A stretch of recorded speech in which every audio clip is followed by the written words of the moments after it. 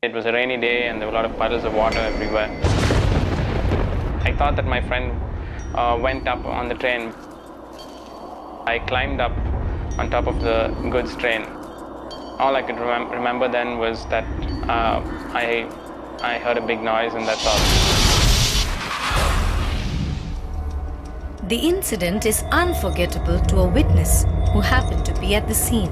Suddenly we had a big sound and we turned around and saw, and one guy was flat on the goods train, and we saw that his back was burning and it's full of fire. I mean, we were just panicking and we don't know what to do. We're just trying to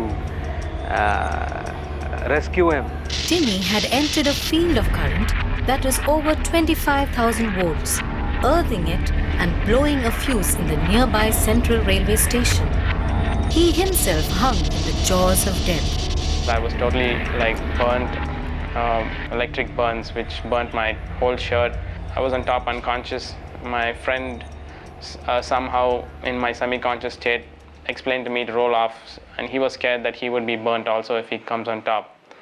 I rolled off, he caught me, and then I was rushed to the hospital. When I saw him, his body was completely white and all the skin were burnt up.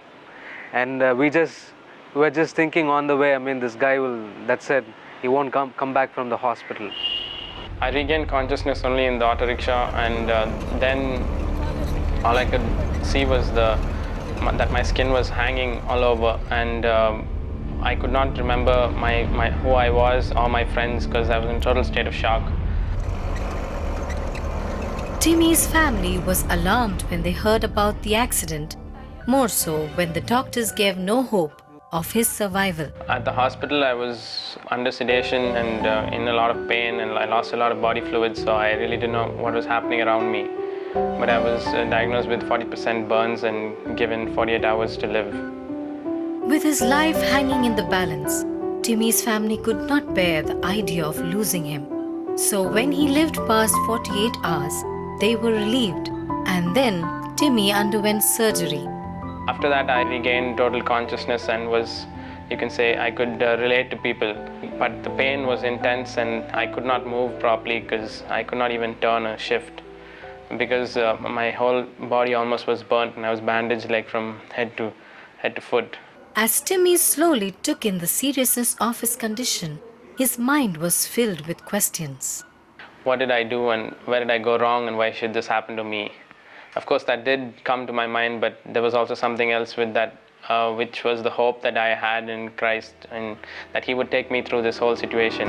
Timmy had begun a personal relationship with Jesus Christ right from his childhood, and his faith did not waver even at a time like this. All I knew is that He's with me and He'll take me through this. So I just clung on to that one promise and I used to pray to Him to heal me quickly and to heal me so fast that it would be like a fever, that it would just take such little time. And Jesus answered Timmy's simple yet sincere prayer, and the burns on his face and entire body healed within a month. The speed at which I was healing definitely surprised the doctor. Not knowing anything about my faith, he called me the healing man, which was something which definitely encouraged me more. However, Timmy's strong trust in Christ's healing power was tested when the doctors said he would have to undergo yet another surgery on his right arm that had been badly injured. I couldn't lift it more than 90 degrees, but I had in mind that I said no, that my God is going to heal me. He's going to not let me go through this surgery, and that I'm going to depend on Him totally, and He's going to free my arm. God once again rewarded Timmy's undying trust. So I would pray every day and move my hand against the wall to reach up high and let my nerves be loosened. As I did that, one day I just definitely felt the presence of God. My arm broke loose, and from that day onwards till now, I could move my arm and rotate it how many ever times I liked. Timmy completed his education and took on a multiple role as social worker, graphic designer, and musician. I totally knew that God gave me this second life, you can say, for a purpose.